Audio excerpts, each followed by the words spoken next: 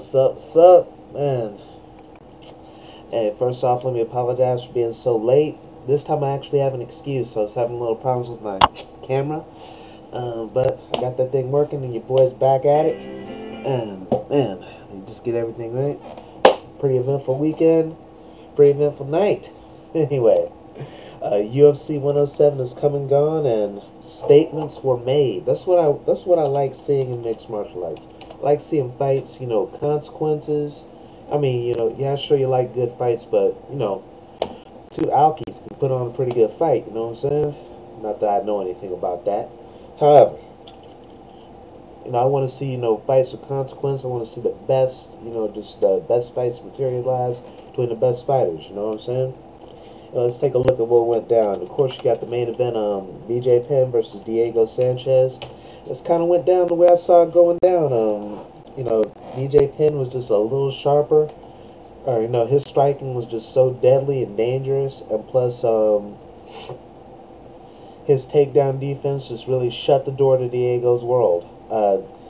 Diego Sanchez, I mean, man, crushing the dreams of youth. That's what BJ Penn did right there, and it's like that's a tough one for Sanchez because it's the first time he's ever been stopped, and plus it just really that one you just saw him really get brought down to earth, and all those little dreams and aspirations just get shattered. I mean, just like within a second, right when that punch landed in the first round, it's like, oh shit, he was he was out of his element, and but to his credit, he trucked along, and he kept surviving the whole way through, but he really gave up on winning that fight right when that punch landed. I mean, he tried to stay out of trouble.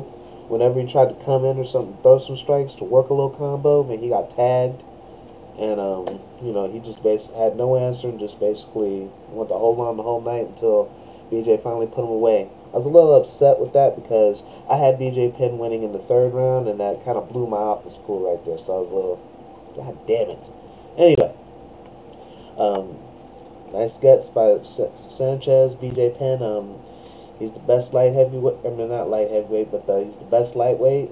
He's this is truly. I think this is it was a good move for him to go back to lightweight to really just win some fights, dominate some fools, and just really. I think he'll build his legacy from there instead of all this crazy weight jumping that he likes to do. What else we got? The co-main event, you had Frank Mir versus Cedric'd Kongo. Both of those guys coming off some, tough losses to some, big-time wrestlers. Frank Mir came in there just massive. I mean, I think he put on at least like 20 pounds or something, and just really just made sure to add the muscle, do what he had to do. And he's taking on Cedric'd Kongo.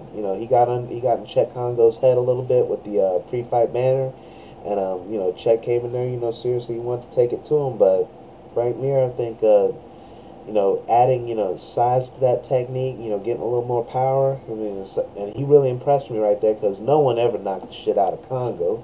Nobody just does that. He just whacked him really hard and, snapped on that guillotine and just put him away.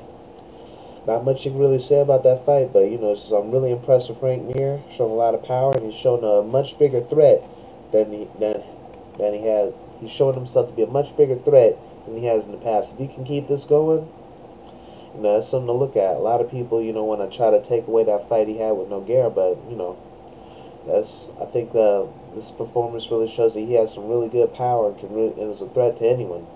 We'll see if he could take on Brock Lesnar someday. Who knows? You had John Fitch versus Mike Pierce. No comment. Then there's Kenny Florian versus Clay Guida.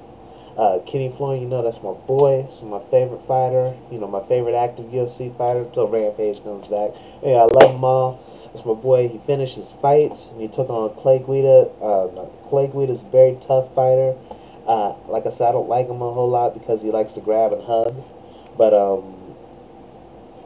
hey, he is, to his credit, he's a tough guy. It's a very tough out for anybody. He got nailed by Sanchez really hard with the head kick.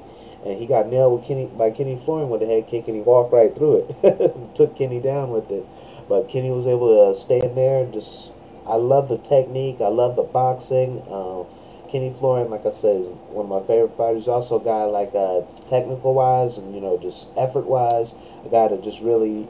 I try to model myself after in my own Muay Thai training. and he showed some really good boxing. He's been, I think the TriStar Gym did wonders for him, and he just cracked Clay Guida in the second round and just slashed on that rear naked choke, and it was a wrap. And to Clay Guida's credit, like I said, dude he got cracked really hard with punches, brought down to taken down on all fours. Just really was a la land. Then got choked out. Then he immediately got back up and did his jogging routine. I mean, just not as. I mean, he would just step right back right then. Dude is crazy. Anyway, I said altogether a very good night of fights. I kind of ran through them all a little bit. I think there's a lot on the undercard. It was a very exciting undercard, but not a whole lot I can say about it since I didn't see a whole lot. I need to check out the return of Paul Harris versus his boy Lenny Harris. I thought it looked like a good fight. I'm always down for some Harris action. Let me see. Yeah, Paul Buenatello returning to take on Stefan Struve. Ooh. A fight I really like, the Alan Belcher versus Wilson Gobea. Two very dangerous strikers, two very, dangerous jiu-jitsu. I like them both, anywhere. And that was very surprising because, Wilson, he's a guy I really like a whole lot, and it's just very surprising to see him get taken out so quickly by Belcher. And like I said, there's not a whole lot I can say about this. Where does this leave a lot of guys? With Diego Sanchez, I like to see him take on Kenny Florian. These last two guys take on BJ. They got dominated. But I like to see how they do against each other. I think because I think with the lightweight titles starting to get like the welterweight championship and the middleweight, it's like we're running out of challengers here, and it's about time to consolidate the number one contender. And I like to see Diego take on Kenny Florian, plus to see just where Kenny is right now. I mean, because last time he fought, Diego destroyed him. Let's just see what Kenny is about right now. Frank Mir, I like to see him. Possibly a rematch with Nogueira. Maybe that down the road. Maybe his boy Cain Velasquez. I mean, who knows? I like to see maybe the winner of that fight, if it ever takes place, can take on Frank Mir. You know what I'm saying? What's next for John Fitch? Well, they keep trying to get him a number one, a top contender. They try to give him Ricardo Almeida. They tried to give him Thiago Alves, but they both got injured, so he ended up with Mike Pierce. But like I said, statements were made, and the only guy that really didn't make a statement here was John Fitch.